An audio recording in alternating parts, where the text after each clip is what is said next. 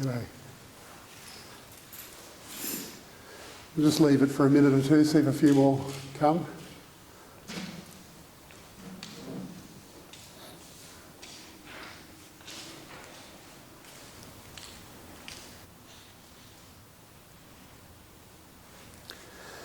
Well, perhaps we will get started.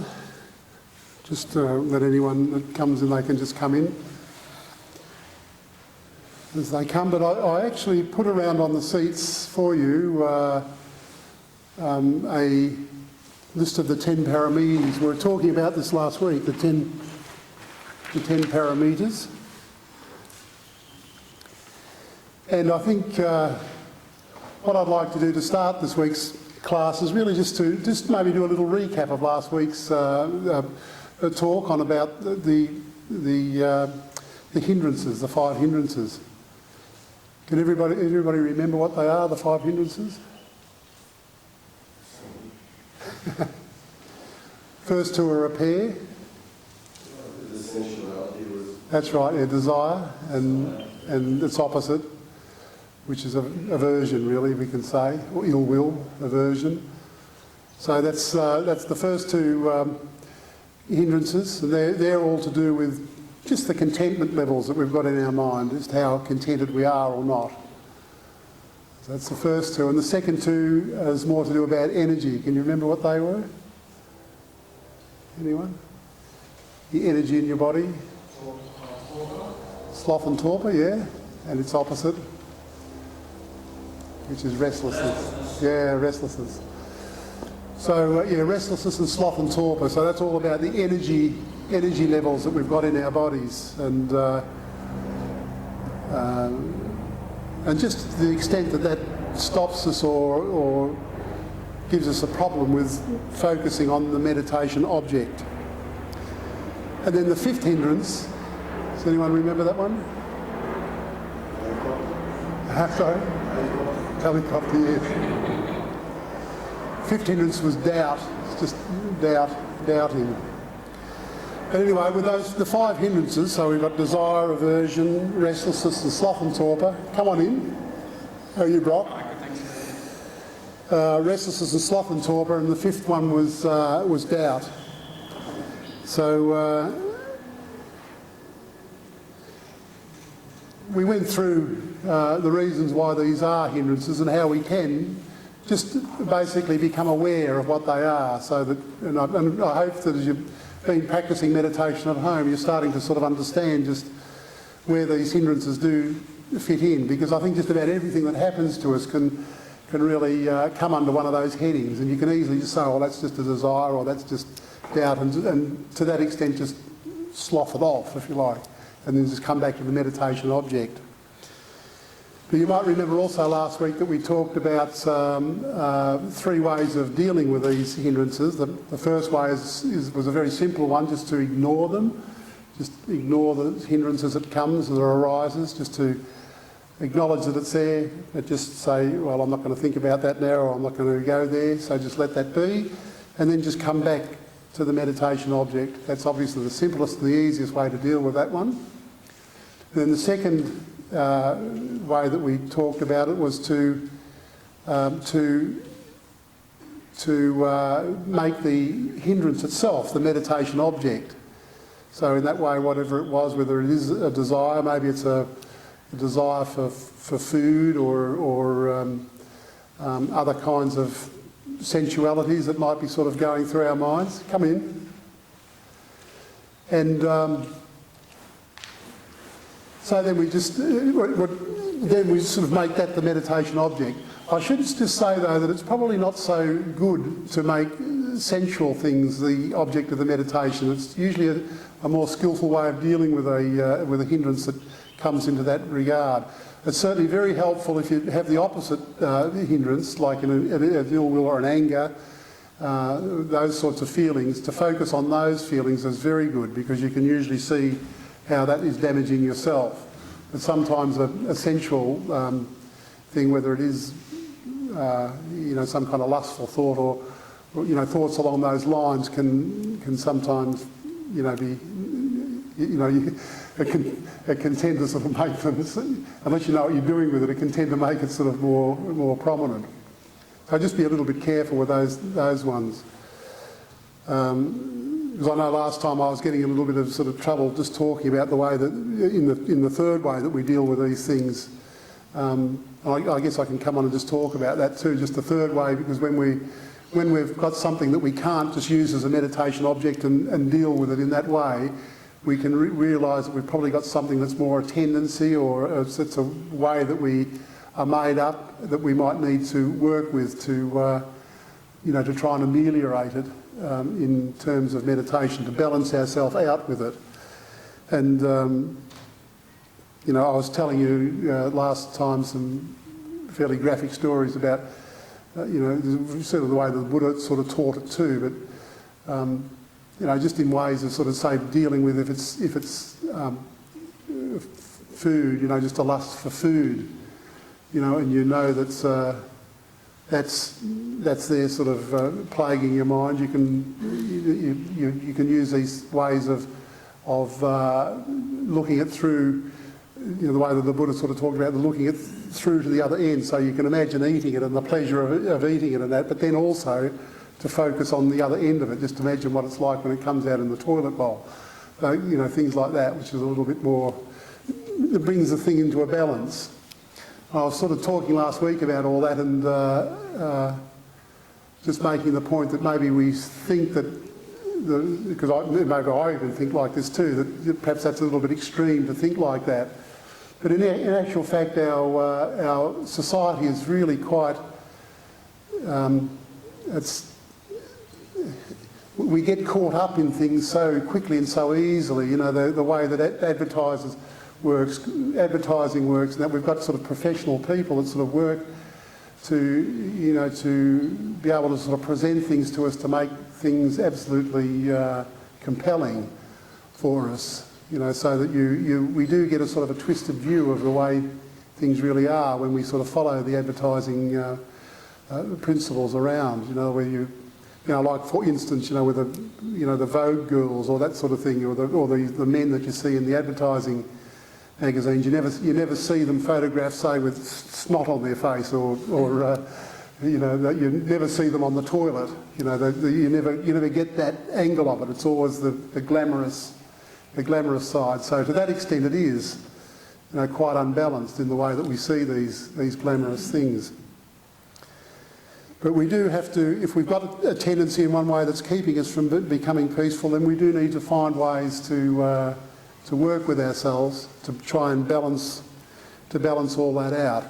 And that really brings me to these parameters, the parameters that is there. Everybody will have a copy there on their seats. And these 10, they're called the 10 perfections. Parameter means perfections.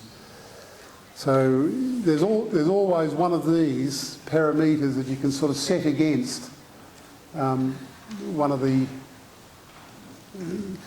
just even the first one there, that dana, generosity, just being generous.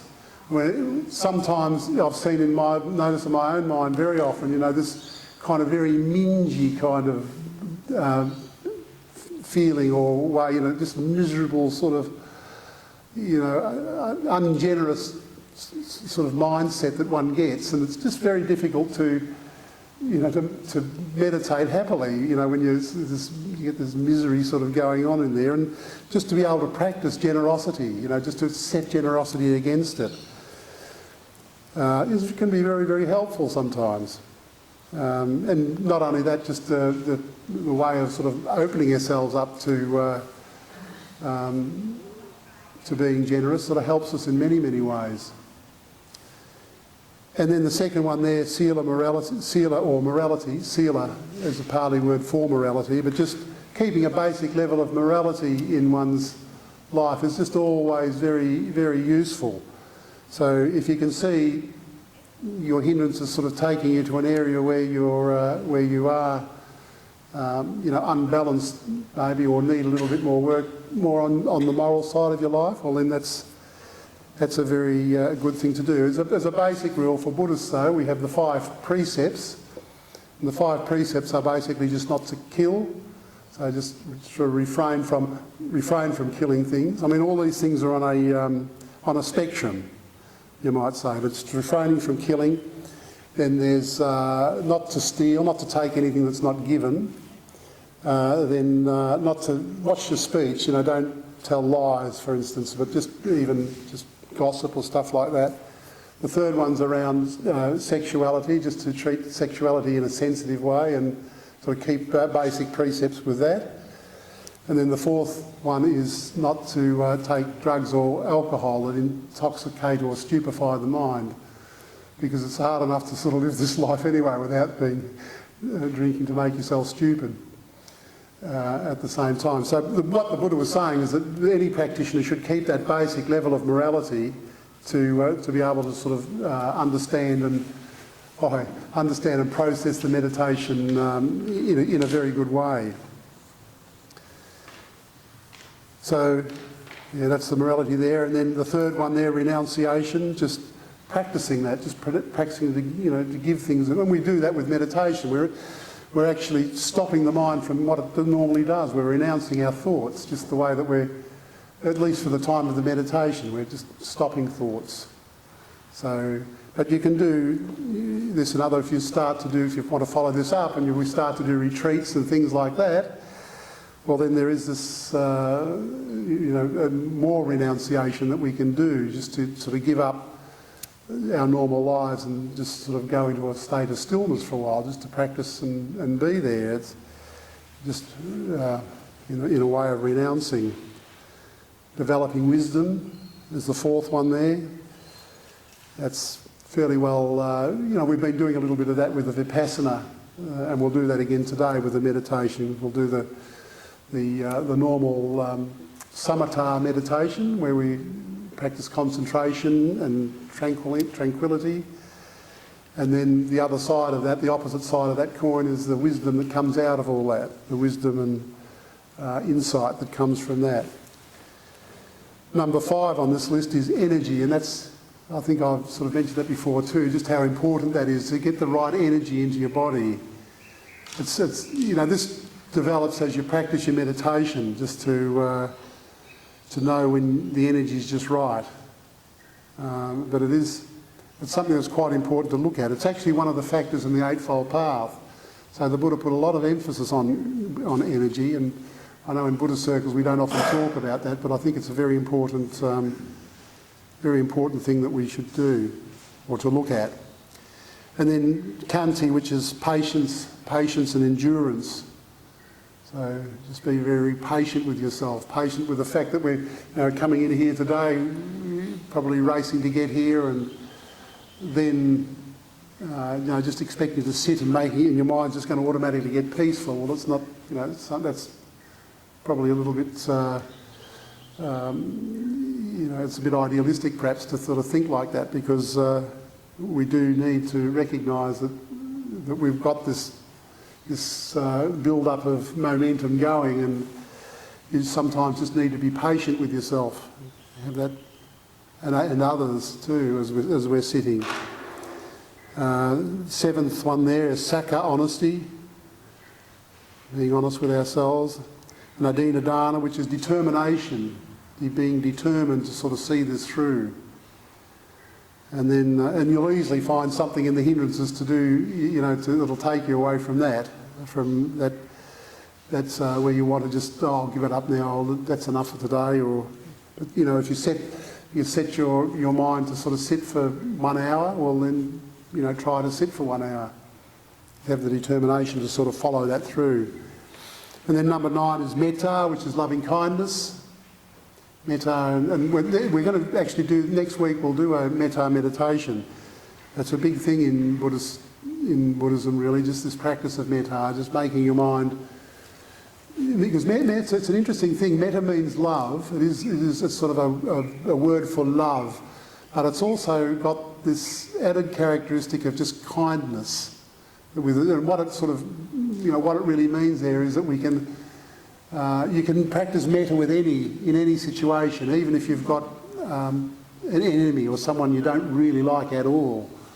The fact is that you can still have metta towards them. You can still maybe invite them in for a cup of tea, or just to to do that much. It doesn't mean you have to love them completely, or love them like a brother or that. There's a sort of a realism about metta when you sort of see it in that way. There's a kindness that goes with it, just this way of being kind. Sort of an interesting word, metta, just exactly because it is that Pali word again. And I was mentioning earlier on, some of these Pali words don't just have a direct translation.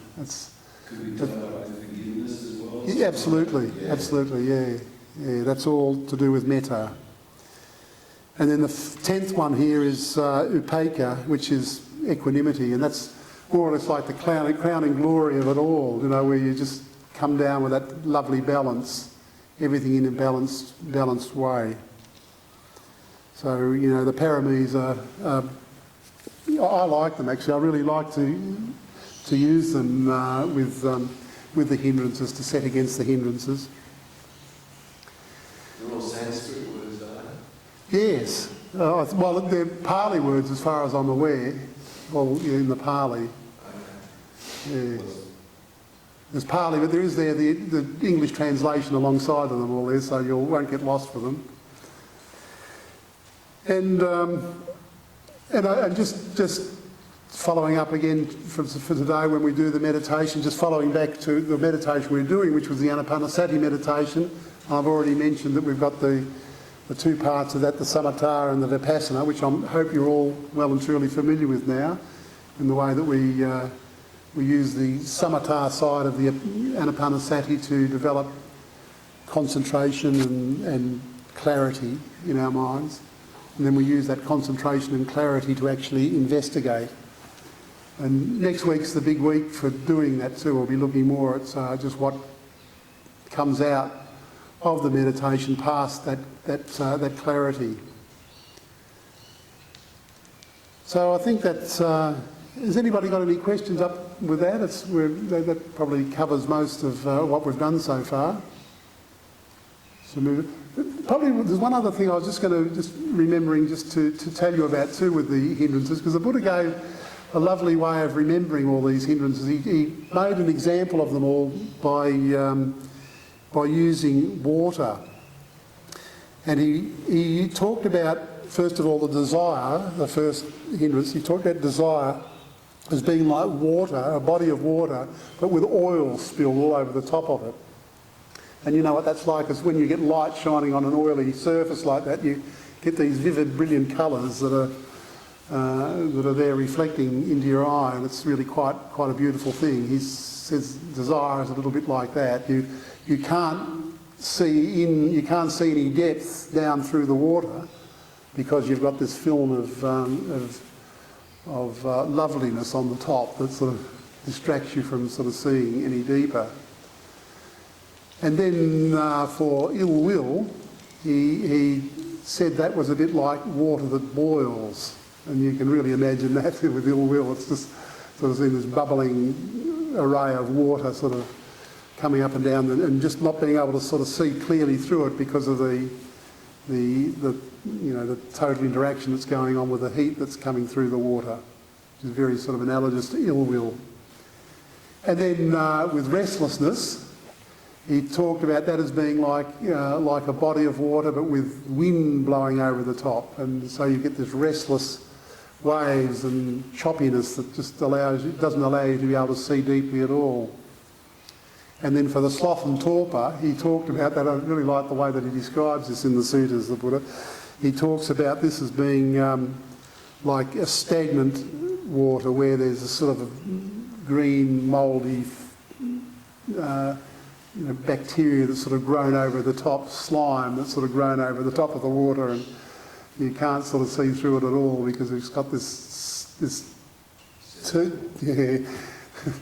it's sort of quite a vivid picture. That's for me anyway, to see a body of water like that where you're just prevented from seeing deeply into it. And then the fifth one for doubt. Actually, the doubt it's an interesting way that he talked about the water body for doubt. He talked about it as a bottle of water. He said it's like a bottle of water that's full of mud. And he said, you know, and what you're doing is you're getting your hand, you're just trying to sort of pull the mud out all the time, just putting your hand in and pulling it out. But then he kind of using this analogy for doubt, and he said, so how do you cure the doubt? How do you fix that? And I've got to ask you, so if you're doing that, if you're pulling all this mud out of the water and it's kind of making everything black to look at, you know, how would you normally go about to make that water clear? Any filter? Yeah, I suppose you could. That wasn't really what I was thinking about. But well, just let it be, and that's kind of just a great metaphor for meditation. Just let it be. That's all you have to do. Just let it go. So you know, if you've got this cloudy body of water that's full of mud, if you just leave it alone, eventually the mud will just settle to the bottom, and you know the clarity comes. And that's really just so much, so much of a good analogy for meditation, just to know that much. So just that it really is as simple as that. All this, you know, the teaching that we do, it's all. I mean, I know that there's all sorts of problems that we have with it, but the truth is that all you have to do with meditation is just let it be. Just let your mind be, and then everything just becomes clear. So yeah, I thought I'd just pass on that little analogy for you, because it's always a useful way to remember the hindrances and just what they mean. So is there any questions up to that point, up to this point? All fairly clear?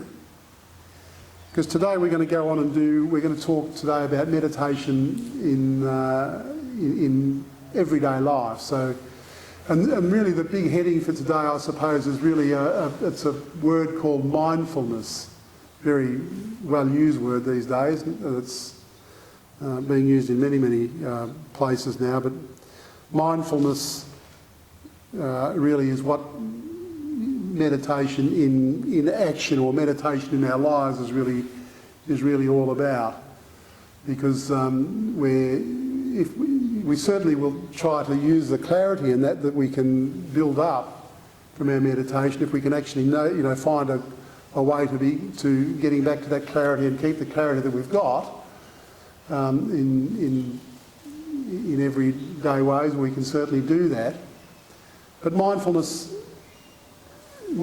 is just a little bit different than sort of going deep. Mindfulness is more of a spread of your attention over whatever that you've got to do, because obviously you can't just concentrate and be mindful if you're crossing a road. You've got to be aware of everything around.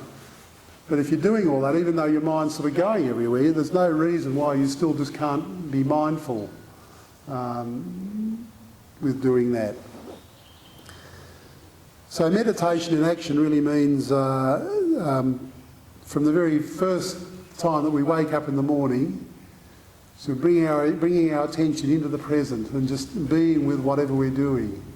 So the very first thing is I just use some of Ajahn Brahm's little stories with this as a sort of wonderful way that he sort of talks about getting up in the morning when he does this. Because I know for me over the years, I've traditionally got up at 5 o'clock, and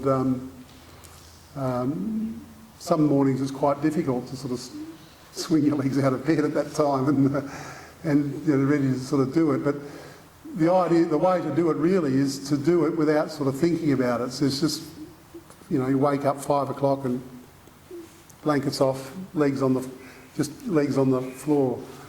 And Ajahn Brahm, I think he sort of used to do this in a similar way, but he would sort of, with him, he'd sort of wake up and he'd sort of have his mind there present, he just get up and then he would just think and say the word. It's silly really. He says the word zippity-doo-dah. So he wakes up and he goes zippity-doo-dah. and then sort of gets himself up. But you can see how that kind of mindset really does. It brings a lot of energy, doesn't it? It's sort of right from the very start of the day. So sort of working like that from the time you first open your eyes. So you've got your legs on the floor and and then sort of the next thing you might be going to the toilet. Well, you can certainly go to the toilet very mindfully. You know, you don't have to be doing whatever you're doing and sort of thinking about 100 other things. You can be, you know, quite present with what you're doing, very aware of what's happening. Maybe even you can pay attention even to the fluids or the solids that are leaving your body even, and just, you know, becoming aware of these sorts of things that we're doing. And then if you're washing your face, just to be totally aware of washing your face and just being present there. And then maybe it's time for a shower. You know, having a shower is certainly a very a mindful way that we can sort of do that in a very mindful way anyway. So just, you know, making sure that we're sort of soaping and washing down however you do it, but just being aware we're doing down that way and then down the other way, whatever you're cleaning, and you know, making sure that you're cleaning all the parts that you want to clean, and then when you get out and you're drying yourself, the same thing, just to being very aware of how you know, instead of your mind sort of racing away everywhere, we're sort of sitting quite or standing quite mindful, just knowing where we're toweling and sort of taking off the water, so that you do that, you know, efficiently and clean, and you can be very present. When you are present doing things like this too, it's amazing how just how good that feels too sometimes, just to, you know, without your mind sort of racing around everywhere. So you're holding it, containing yourself. Brushing your teeth next, you know, that's very, very good practice for mindfulness, just to know where your toothbrush is, and probably very good for the dentist next time you go to the dentist. It would be you'll probably see the results there. And then it follows right through. So you might be time for breakfast or cooking. You know, there's certainly when we cook, preparing food, it can all be done very mindfully. And I think in the handout that we've got today, I think it might be today or perhaps next week, it might be today though, I think there's a poem on the back of the handout that's a poem by Thich Nhat Hanh, which is he's a Vietnamese Buddhist. But his poem there is about a dishwasher's guide to life. So just washing the dishes, you know, and just how important that is, just to be mindful while washing the dishes and drying the dishes. You know, so you can see the point that I'm getting to here. Just every action that we do, you know, it can all be very, very mindful and present. I mean, when you're being present in these situations, you're not maybe getting to the depths of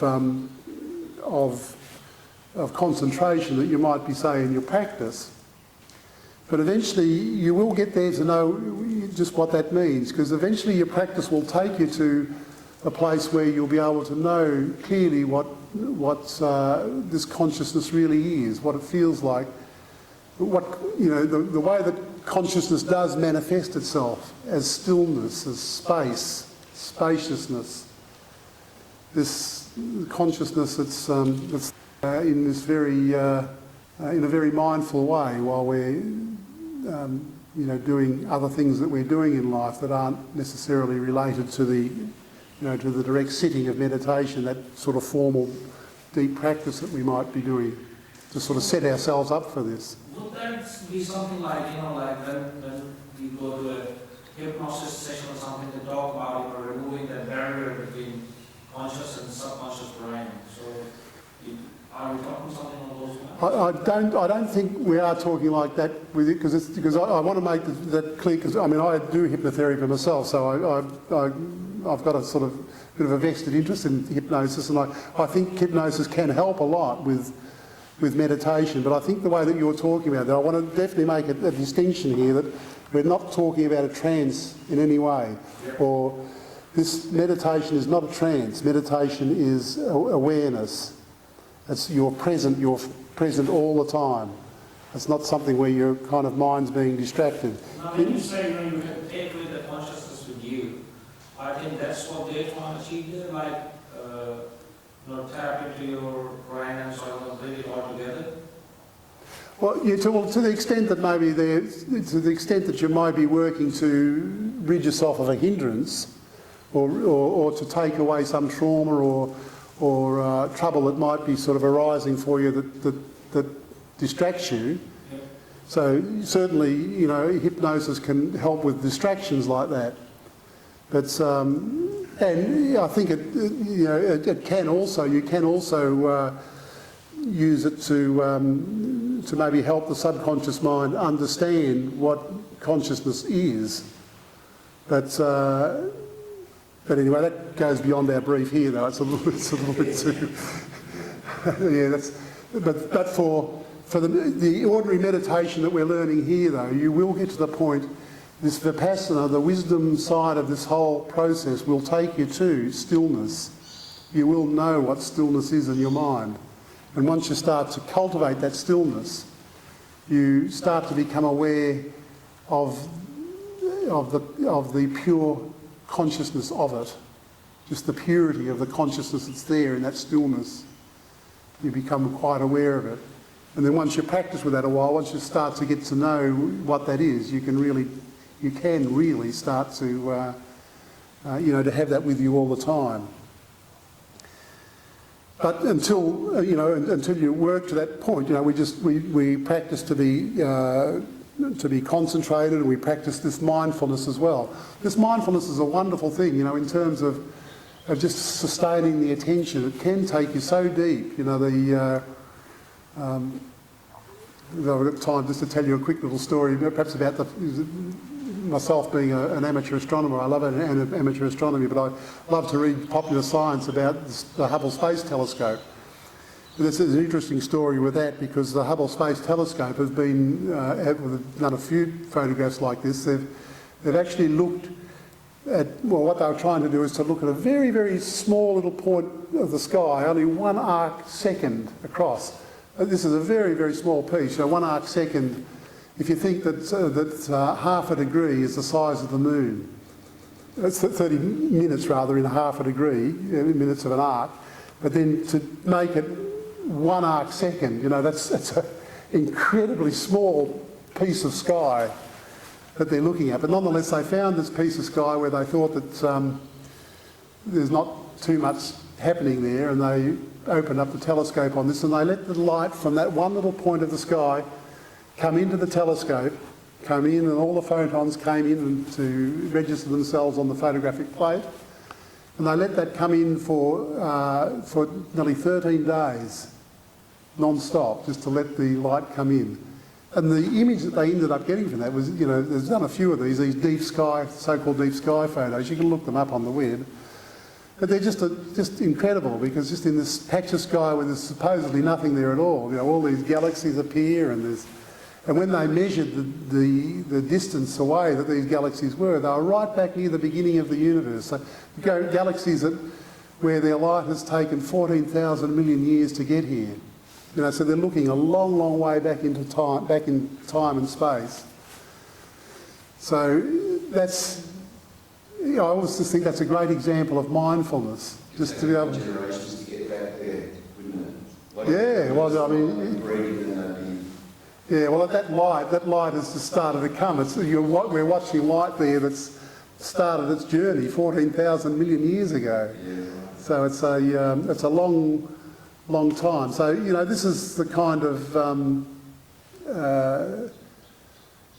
stuff that can happen, with mindfulness, and just the wisdom that comes out of mindfulness. Not that we're going to be seeing. This is just an analogy I'm giving you here, but it's not, but just the mindfulness yourself, when we can sustain our attention on one point, and with concentrated effort, the wisdom that you can develop is really quite amazing. This is just especially in trying to understand the nature of the universe. So there's some focus involved in meditating.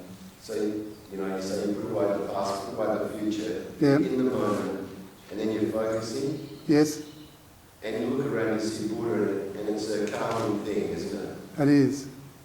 And that can be quite a good focus.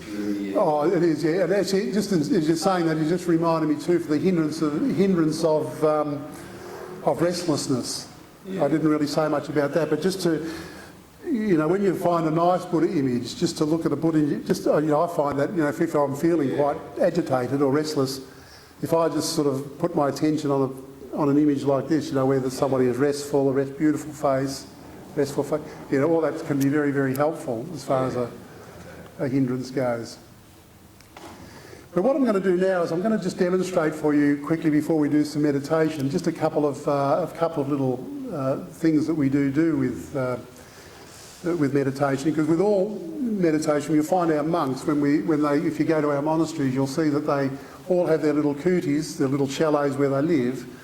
But coupled with each chalet, we have a walking path that's usually about 15 metres long, and all monks would usually do a little bit of walking meditation, and that's what I want to just demonstrate for you today, a bit of walking meditation. And then maybe we'll just look at some of the other postures too, because the Buddha talked about meditation in all the postures. So sitting, we've been doing sitting, so we know what it's like to sit. But there's sitting, walking, or the walking meditation we're going to do. Standing, you can do standing meditation. That's again quite a useful thing to do at times. And then the fourth way that we kind of usually use our posture is lying down. And I'll sort of talk a little bit about that in a minute, about just how we might do that when we're lying down to go to sleep. Because even sleeping, you can bring a certain amount of mindfulness to that. So what I'm going to demonstrate for you now is just the way that, one might... Well, what walking meditation is. There's a number of ways that you can do this too. It doesn't always have to be just exactly like what I'm doing, but I think this is quite a good way. I've watched a lot of people doing it over the years, and I'll talk to you about that when we do it. So just walking meditation, you do the same thing. So first of all, you just compose yourself, bring yourself down. Now when I walk with my hands in the front like this, I usually set that as a way of maybe having a little bit more concentration with the walking that I'm doing. If I put my hands behind my back, I kind of usually use that walking meditation in a more so that when I'm need to think about something, my mind needs to be a little bit more discursive. Perhaps I'll put my hands behind my back and walk so that I can just allow myself to think. But this way here, I don't allow myself to think. I'm just but it's just giving me a signal that I want to become a little bit more focused with the walking meditation that I'm doing. So I'll bring my attention into the body the same way as before. So the comes into the... Maybe I'll just walk over here, just to there, Drew, and then turn back. So I bring my attention in, settle down, and then there's a sort of intention to walk. And then there's just walking. And stopping. And then turning.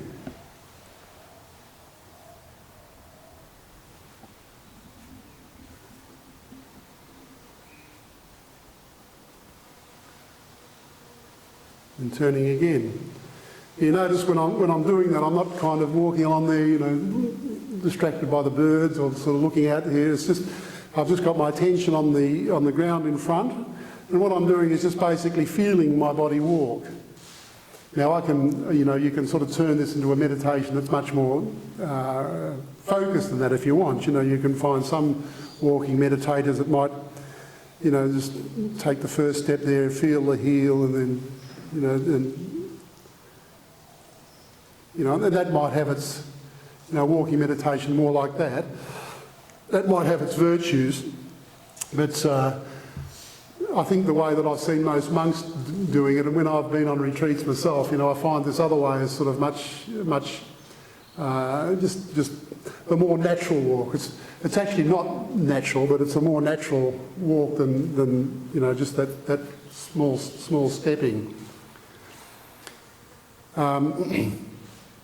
Now, that form of walking meditation, the way I did there, if you were doing that down in St George's Terrace, I'm sure that they'd still, they'd think you were a bit strange, if you were... Yeah, so I'm certainly not saying the walking meditation is like, for that situation. down in St George's Terrace, you need to be walking and you need to be mindful and present. But in this situation, I've got my attention in this sort of bubble here and round in front of me here, and I know that the rest of me is safe. If I'm walking downtown and I've got footpaths and there's cars, my attention needs to be in a much bigger bubble, if you like, rather than this little bubble. As opposed to say, if I'm doing that sort of slow walk, with the heel and toes, the attention's sort of getting much tighter there.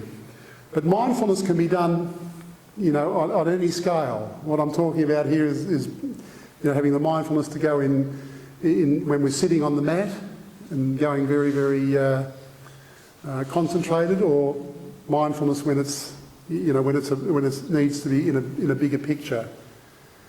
So we need to understand just what that mindfulness is, but it's being present there just to do whatever the task is that we need to do with it. So I hope that's all relatively clear for you. Does everybody understand what I'm meaning by that? By the different scales of that for a start. Anyway, that's what I'm trying to get across there. Anyway. Now, I will just... So that's walking meditation. Walking meditation can be...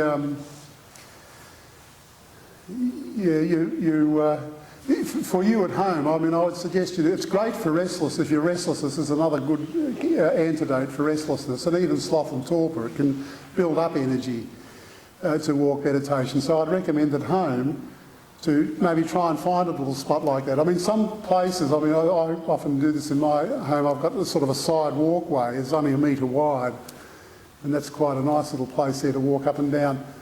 But if you've got a living room or a lounge room that's got, a reasonable length that you can walk and turn, it's just a matter of walking up and turning and walking back and turning and then walking, and just, practising that, using that to concentrate.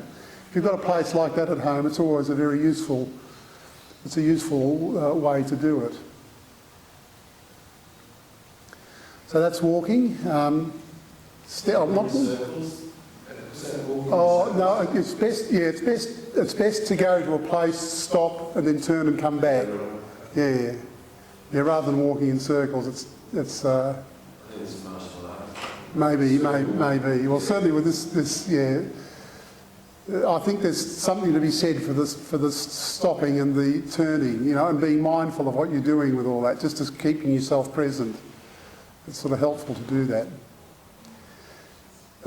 Yes? We've covered the method of counting the breath. So do you count the step? Well, I suppose you could, but I wouldn't necessarily do... You can do that if you find that useful, that you can do that, but I don't know that I would necessarily do that. I don't think it's... it's up to you. You can certainly try it and see if it works for you. But it's really more just to... You can get yourself quite peaceful walking, just like that, just being aware of where your legs are in space and when your feet hit the floor, and just that general awareness. Because, it's a practice to be mindful. And as I say, eventually you will get to the point where you can be walking in the stillness. So you've got the stillness there, but you're still just noticing the walking in the stillness. The me part of it will sort of drop away, and just walking in the stillness.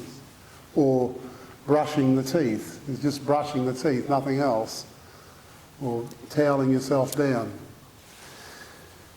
Lying down is another, because going to sleep is another important... I'll hurry this up a little bit too, because we'll need some time to do some meditation today, but going to sleep is an important part of the process too, because just in the way meditation, I think, will generally help you with a good sleep. But what I'm going to show for you here is the ideal way. I'm certainly not saying that I kind of sleep like this every night in the way that I'm doing. I'm just sort of demonstrating what I think is an ideal way to do it. But when you go to sleep, it's a similar thing. Just before you drop off to sleep, just to get into your mind maybe the breath, just to be watching the breath going in, watching the breath going out, watching the breath going in and going out. And then if I sort of maybe just demonstrate for you, I don't know if I'm fully in the picture here, Drew. If I lie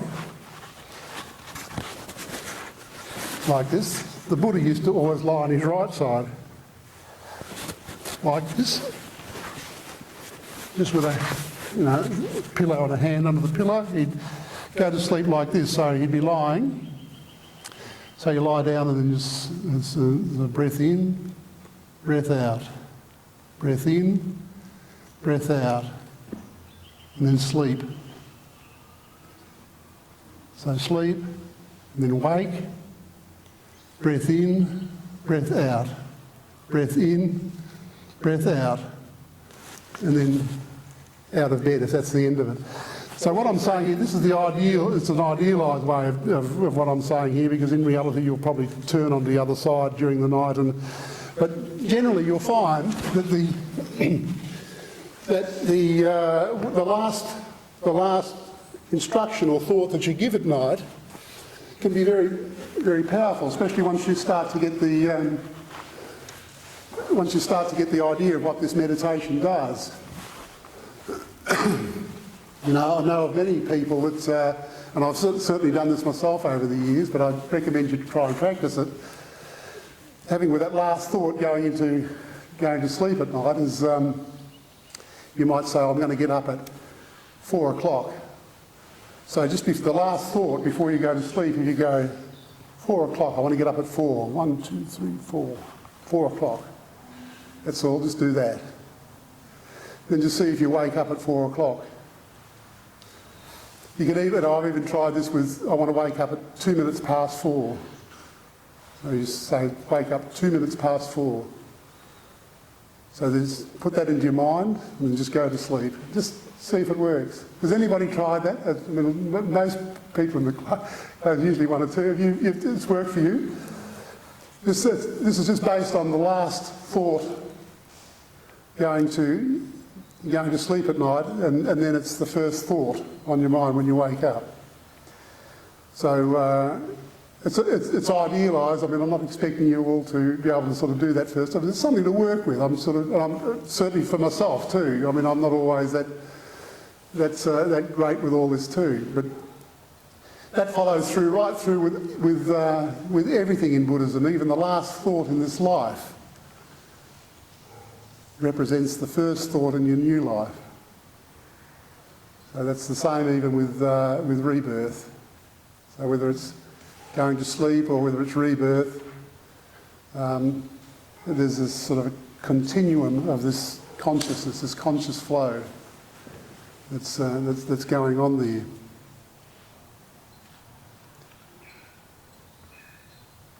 So, has anybody got any questions? We're all pretty happy with that because we better do some meditation now anyway, because we're running. Can everybody stay a little bit longer today? Anyone got to go? Okay, so getting ourselves comfortable.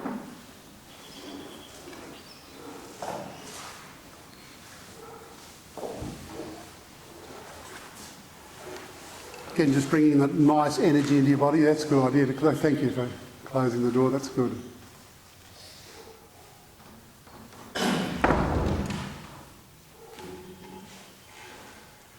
Bringing that nice energy into the body. And today we'll stop again just after 10 minutes or 15 minutes or so of meditation. We'll just do 5 minutes of Vipassana at the end, just to give you an idea again of just that wisdom that comes from the concentrated mind.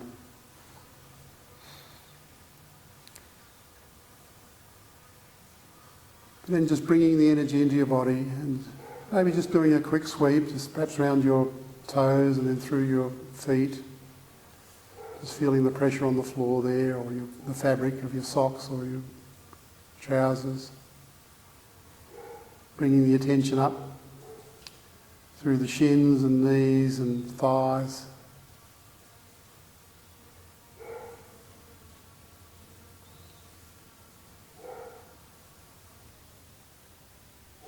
and up through where your bottom, just noticing the bottom touching the floor, and then up through the lower back and stomach. Just relaxing as you go. Just letting any tensions unravel.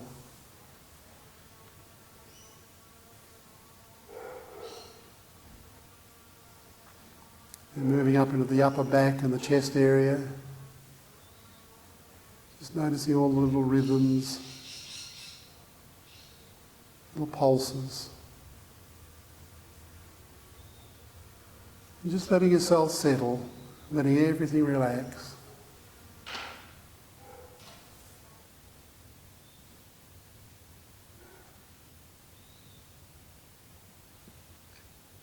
Just down your arms, feeling your arms by the side, through your forearms, into your hands and fingers. And then up into the neck and the head, just making sure your head's nicely balanced on the top of your shoulders, not lolling around. Your eyes closed, mouth closed, tongue resting against the palate.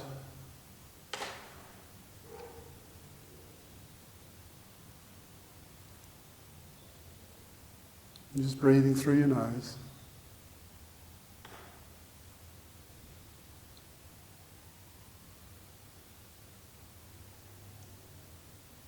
And then just let your attention come onto the breath. Just a beautiful breath.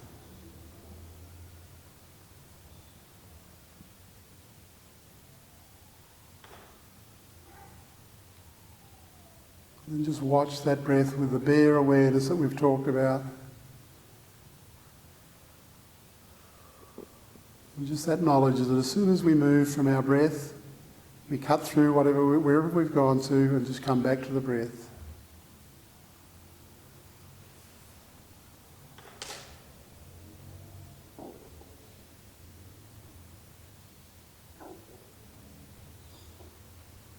And then just to watch the concentration build, and just to know the potential that's building there.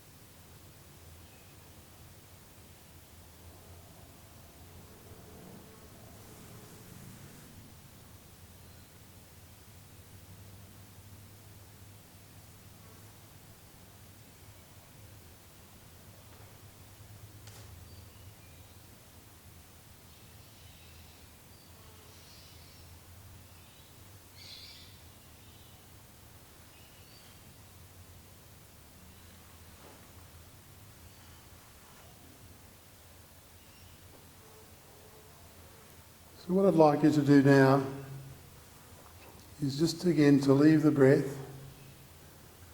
Just acknowledge the momentum of concentration that you've got there built up. Just watch. Just watch the mind. Just notice if there's thoughts. Just notice what you can see. Notice if there's stillness there, just what it feels like, what its texture is, what its resonance is.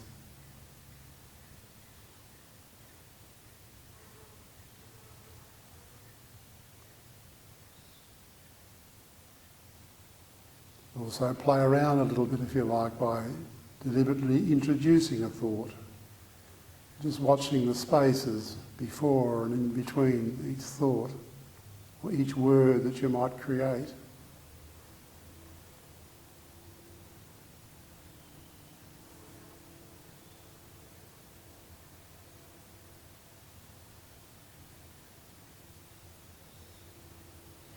And again, if it's a state of confusion for you or you don't know what to do, you can just watch that.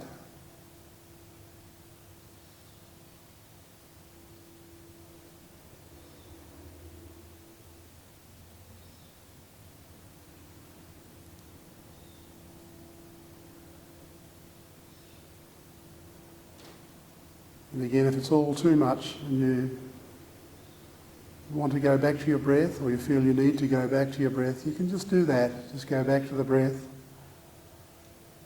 and build up some more concentration.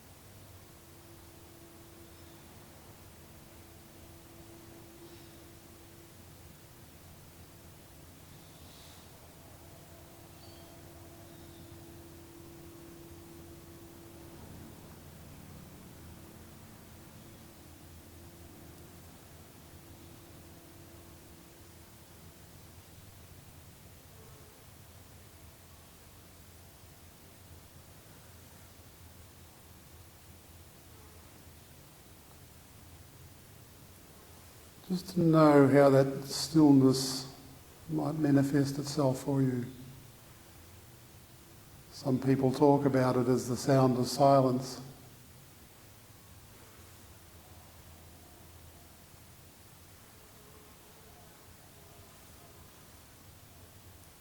Or if you're particularly enjoying your meditation, it may manifest as like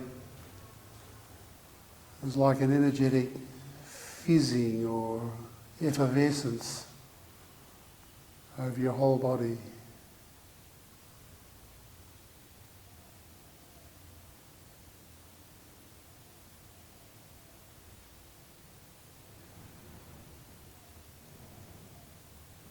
Eventually it just sort of settles into a resonance.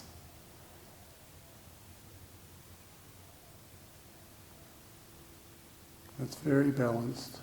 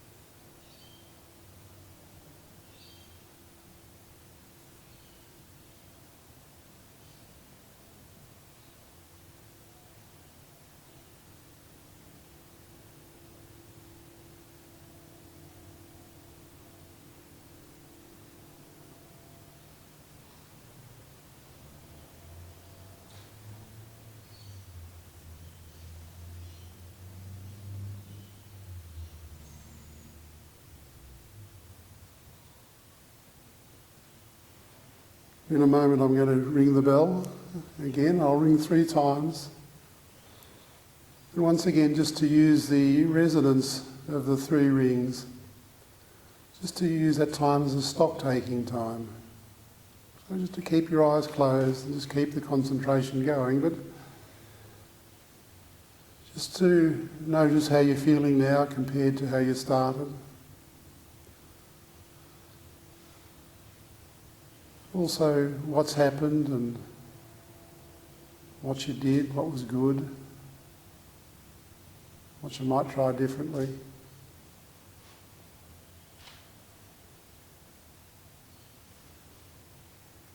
And then at the end of the resonance of the 3rd ring, you can just gently open your eyes.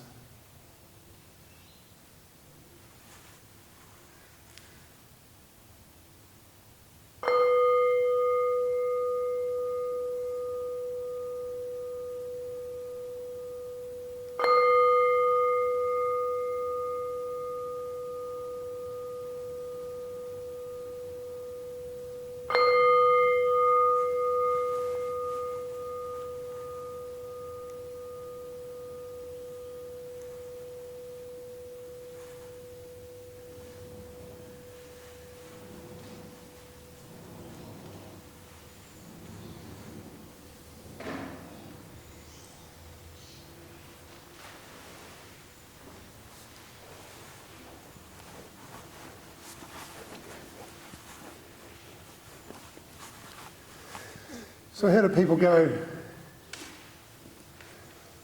everybody see the stillness of mind? Everybody looking at the stillness? Do you get an idea of what it was, what it is? I found it hard this time too because I was very much trying to nod off. Trying to find out how to wake on last night, watch the footy after I went here and yeah. But I got it this morning and I'm still getting to relax mode, so I've got too relaxed. Yeah. So just trying to... Well, that's all. You've got to just to work with all that anyway. You're right into the heart of the hindrances. I was aware, but I just find it hard to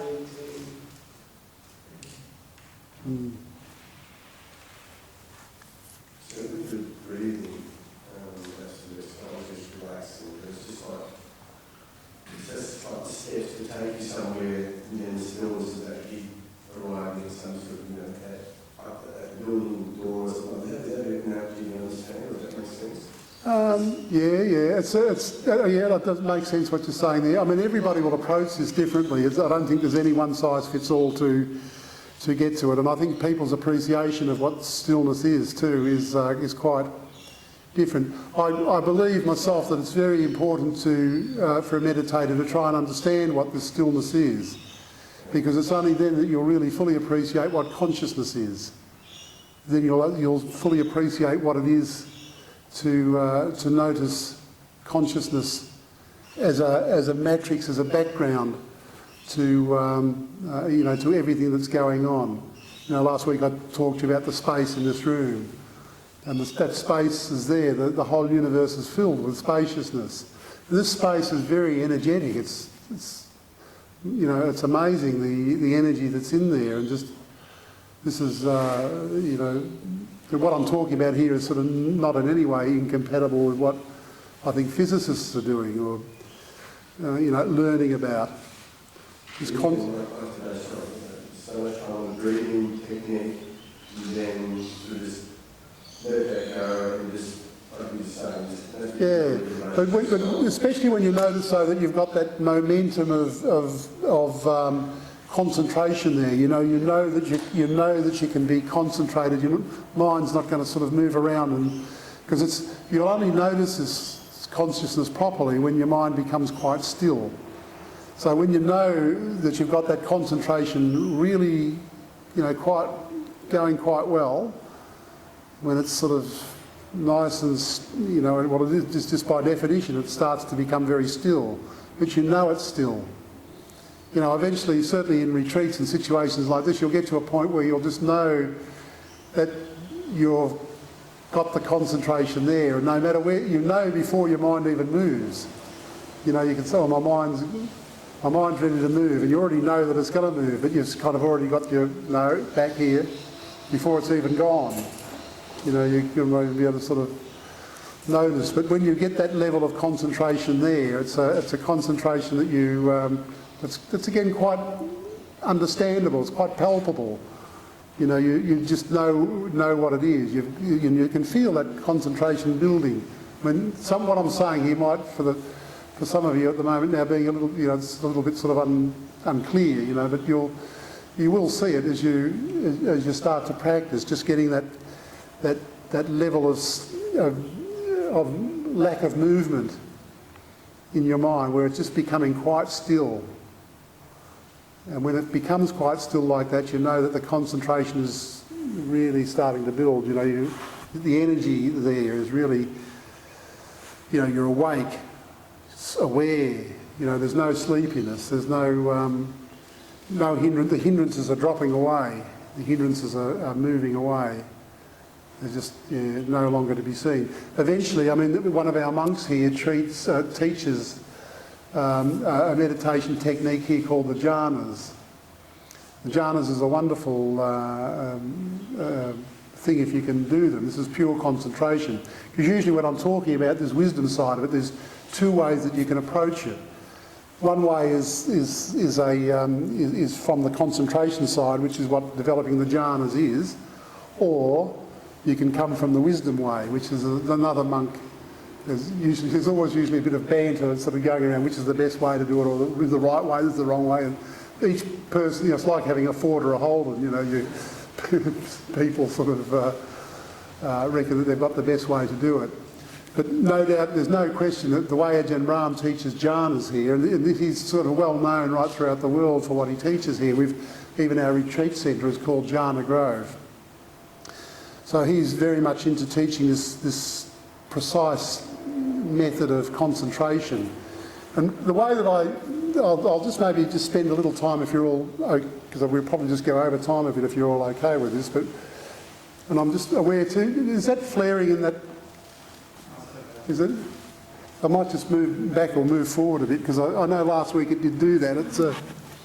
It kind of flared up in the image. Made me look like I had a halo. I thought it was Jesus.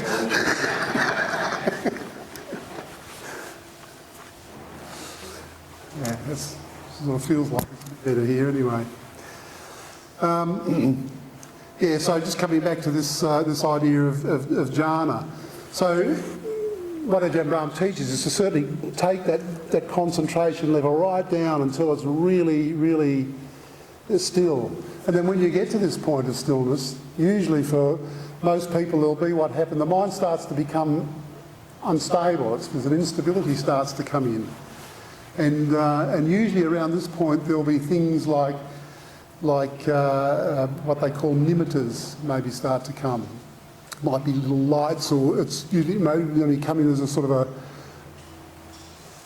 a, you know, I'm sure it's probably very similar to what people see in near-death experiences, just when the concentration is becoming so complete, and your mind is ready for a change in energy level.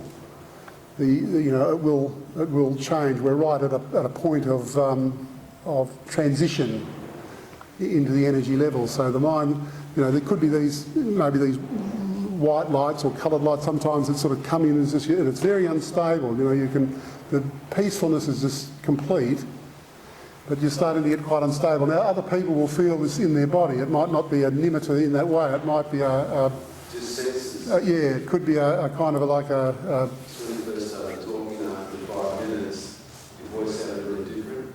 It sort of came through and it sort of felt, it was different, Yeah, well, it could be, I mean, the first time this ever happened to me too was a bit like sometimes you can feel like you're sitting up off your seat, like you're floating on a bed of energy, like levitating almost. And this is, because the energy is sort of fizzing all around you, and but it is essentially, it's an instability. The mind's unstable. But you just let all that settle again. Just sort of let it settle and come down further and further, and then eventually, what Ajahn Brahm teaches then is when the mind comes down, is just to put a little catalyst of beauty in some way. And beauty is important. The way that he says this, I think it's quite lovely actually, because beauty, for me, beauty and truth are very closely connected. And very clearly physicists think this too. I mean, Einstein and Rosen and all those wonderful physicists in the old days, they used to talk about an equation when they knew an equation was right when it was beautiful. If it wasn't beautiful, they knew there was something wrong with the equation.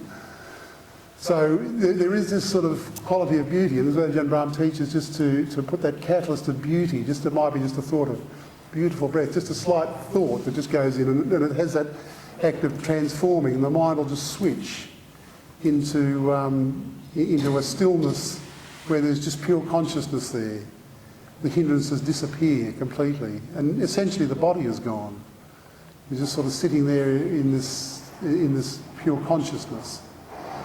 And that's very useful to know, because when you do know what that pure consciousness is, then you know that's something something useful to know, because you can start to develop and see that in your normal life then, just to know where that is all the time. Because eventually, because this consciousness is still conditioned. It's a condition, still a conditioning in the mind. It's got nothing to do with enlightenment yet, but it's showing you the background, the matrix to everything that's happening. It's the matrix of the universe, in fact. It's there, the stillness, the space. It's there all over, and you start to notice then how the conditions come from the space and they go back into the space.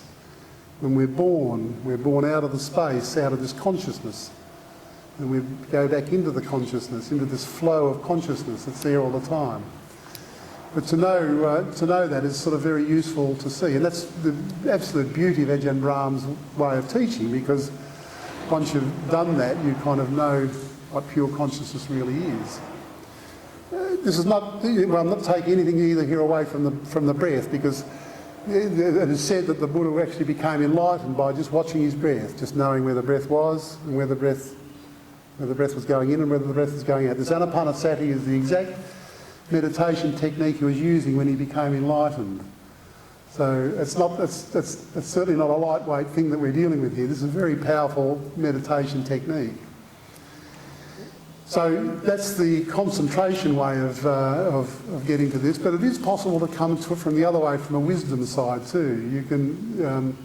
There's one of the monks that used to come here very often, a monk called Ajahn Samato. He's an American monk now. He lives now in Thailand, but sort of waxes a bit between the UK and even in Canada. He goes to Canada a bit. Doesn't come here so much anymore for various reasons, but he is really the champion of this wisdom approach. So you still need the same level of concentration. You're sort of developing it all that way, but rather than that jump that happens, perhaps I'll just tell you this other little story, just of how I think that happens, that jump.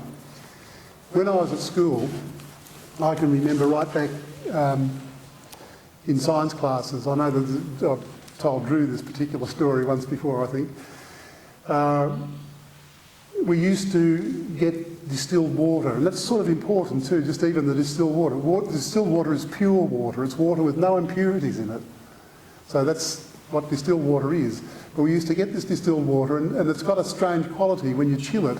If you chill it and it's very, very, you keep it very still and stable, you can actually chill this water down past 0 degrees. So it goes down past 0 and it gets into a state, what they actually call it supercooling. It's still a very liquid water, but I used to be able to get this water down in my science class down to -5, -6 degrees.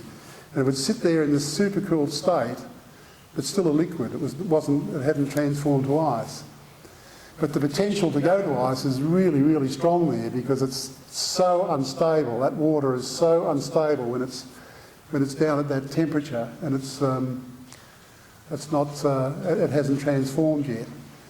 So what we used to do is then just get a rod, just the rods that we used to have, and just needed to tap the beaker, just a slight tap like that, and the water would just go like that into ice, and just instantaneous. You wouldn't even...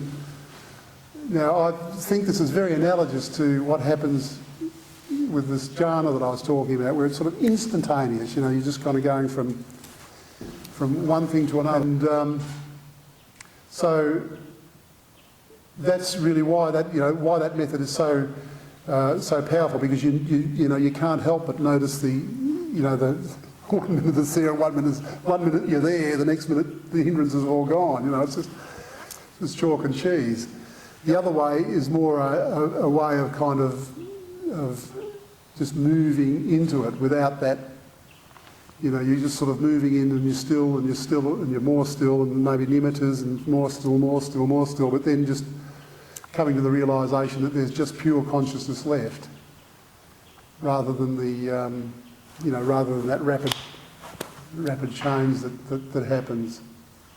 Anyway, that's the way that I think it works. I'm not really quite sure that there might be other practitioners around the world that might sort of agree with that or not, but it's the best way. Did that make it? What did that dry? Did it freeze? Yeah, no, it froze totally. Did that make it freeze? Yeah, the tap. Because it should have just frozen to zero, shouldn't it? Well, yeah, that's what water. That's the transition point. But the same with the stillness. You get to the stillness point, and the jhana should be there because the energy level's changing, but you take it down lower, and then there's all these instabilities start coming. Okay. Yeah. But the potential there is just, astounding. You're building up such a huge potential of energy there. So just one little tap, but you can try that with the water. And I think that thing with the water is quite a wonderful analogy, because if there's a lot of impurities in that water, you won't chill it to -6. It will. All the ice crystals will start to form around the impurities before it gets to zero even, and as soon as it's at zero, it's just as full of ice, because there's impurities everywhere in the water where the ice crystals are formed. And so it is with us. This is what the Buddha was saying about sila and morality, and making ourselves fit for this work. It's the same thing. If your mind is not of a state that you're able to sit well with yourself, you've got to be able to sort of practice to get yourself to be that way, because otherwise you won't sort of get to these levels of stillness, because it's just, you've still got a bit too much baggage that you're trying to take in there with you. Anyway, I think that's sort of relatively clear, I think. Does everybody understand what I'm talking about there? Yeah, so, any questions? Probably done just about all that we need to do for today's class, anyway, I'd say.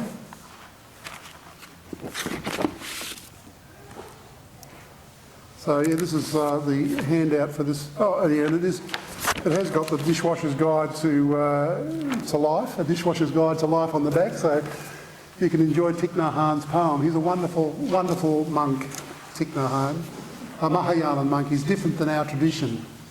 He writes beautiful poetry, beautiful books. The latest book that I just got of his, he calls it Love Letters to the Earth. What's their Buddhism view? Is that the same as Canada? It's Mahayana. It's Mahayanan Buddhism. It's exactly the same Buddhism at its heart, but there's just maybe a different cultural overlay to it. Yeah. This Buddhism that we're teaching here, this Theravadan Buddhism, is very conservative in a way. I think if the Buddha came back, he would back and looked at our monks and nuns here, he probably wouldn't notice too much difference in the way that he used to teach 2,600 years ago. All our monks and nuns still follow the same 227 rules of a monk. It's a few more for a nun. So this is very much into the Theravadan tradition, exactly the way that the Buddha taught. But that's not taking nothing away from the Mahayanan style, where the Buddhism went north into Tibet and then across China and down through Japan, where it was Zen. All that is sort of deemed to be Mahayanan Buddhism. But it's more or less exactly the same, but there's just a different, the cultural trappings around it are the same, and maybe the practices sometimes is different. Actually, Mahayana Buddhism is really wonderful for, Mahayana Buddhism has a lot of the Western psychology, you know, it's where they pinch a lot of the Western psychology from. All the cognitive behavioural therapy and the mindfulness and all these sorts of practices that seem to work so well for psychologists. I think they've all sort of apprehended those, just lifted them out of Buddhism. But all those come from a Mahayanan tradition. Theravada, just as I'm seeing, as you probably would have appreciated here from watching it, from what I've just been saying here, it's sometimes a bit spare, like it's a bit sort of bare, if you like. You kind of, when you go, I'm just talking going straight to emptiness, and some people go, oh, just can't, it's just too stark, for a lot of people. And I think that's probably why some people prefer the Mahayanan tradition, because Mahayana is a little bit more rich, or a little bit more rococo, you might say. Smoke and mirrors. Maybe, yeah, but I don't want to be nasty to them, because it's maybe smoke and mirrors, but it's more that people can approach the truth of it through a more comfortable way, rather than just because I fully acknowledge that Theravada Buddhism is very spare, but I love it. I just love the spareness of it. Just the truth of it. Just the. Well, you have to dig, don't you? Because nothing really slaps you in the face with it. Well, no, you've certainly got to work at it. Yes, that's true. All right, well, that's enough for today. Next week is the final week, and we'll be talking about really the wisdom that comes out of all this. We might even try and talk just a little bit about, or try to sort of look in the direction of enlightenment, just to see just what that is, perhaps. So I look forward to seeing you all next week. Yeah.